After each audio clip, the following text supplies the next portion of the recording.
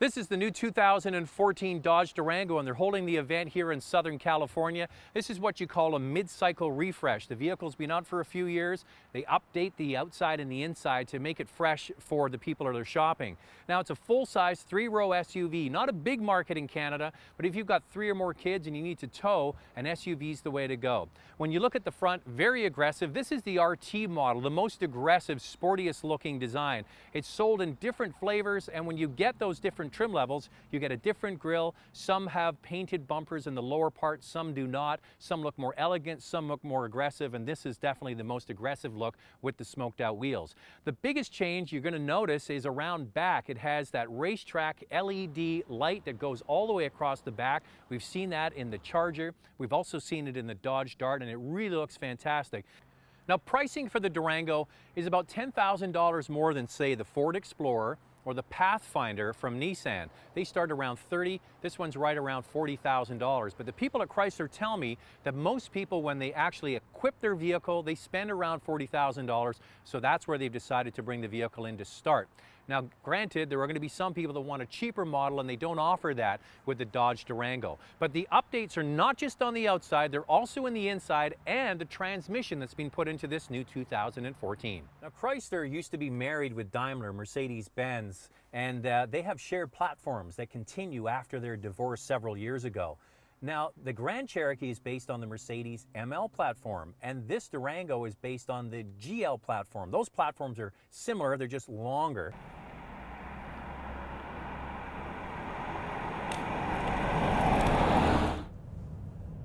Now, the biggest change is that rotary dial 8-speed automatic transmission I mentioned already.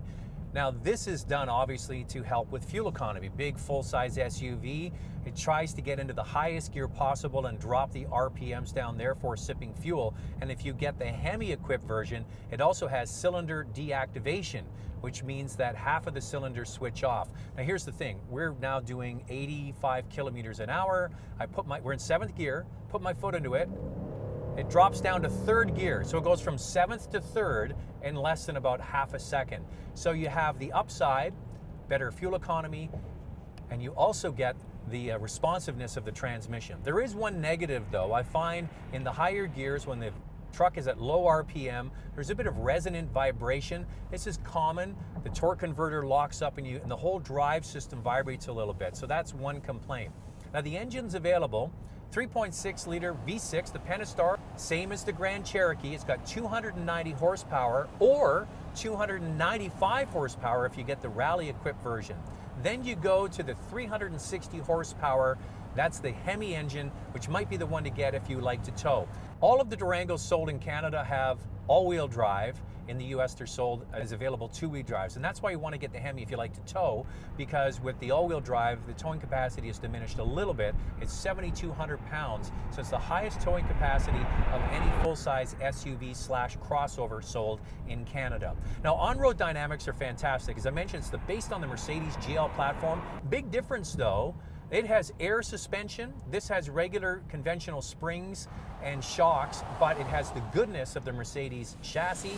You throw it into the corners, it's very dialed in, especially if you get this RT model with the bigger wheels and tires. It can feel a little bit choppy. You might want to go to the smaller wheel and tire if you want a smoother, more comfortable ride, but if you need it to be, this big SUV can really handle surprisingly well. What I'm basically getting at here is when they update the Grand Cherokee, they can also put those applications towards this Durango, and that's exactly what they've done on the inside. So the screen that's available in this Durango is an 8.4-inch Uconnect screen. We saw it first in the Dodge Dart and the Journey, and it's big, and it gives you lots of options for information. It's very quick. I like the interface. It's simple.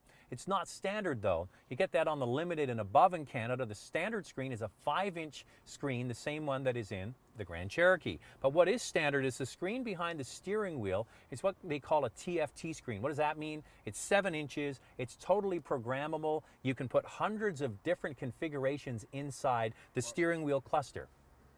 Now, speaking of the steering wheel, it's a brand new steering wheel because what they needed to do is upgrade the way the steering wheel communicates with these new electronics. So you have easier switches to control that screen behind the steering wheel or the bigger one here in the center console. The other thing you'll notice is this rotary dial. That is how you shift the transmission. It was originally put in the Ram. They have it up here on the Ram on the dash. They moved it down to the center console, very similar to Jaguar and Range Rover, and they've adopted that rotary dial. At first you're like, that's kind of odd, but trust me, you do get used to it. What it offers though, the upside is more real estate.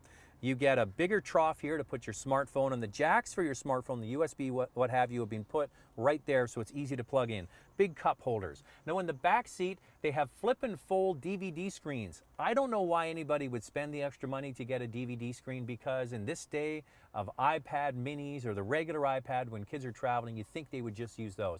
But if you want to have a DVD, you can have it incorporated. It flips and folds away, plus the jacks to plug in your games or your movies are actually on the side of the seat. Now, speaking of the seats, the back seats now have the captain's chairs. You can walk through the middle, or you can put a console in there. You can make this a 6-passenger, 3-row SUV, or a 7-passenger, 3-row SUV. So those are the major updates on the inside. They bring it up to date along with the other Chrysler family vehicle. Durango is not the cheapest 3-row SUV in the marketplace, but it has a lot of features the others don't.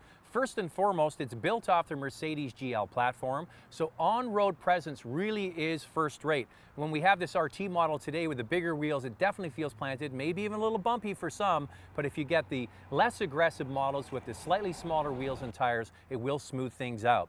The 8-speed automatic really transforms the way this vehicle drives. You can, on one hand, be very easy on the throttle and get much better efficiency, or you can tip your toe into it and the transmission actually helps because it's got so many more gears to choose from.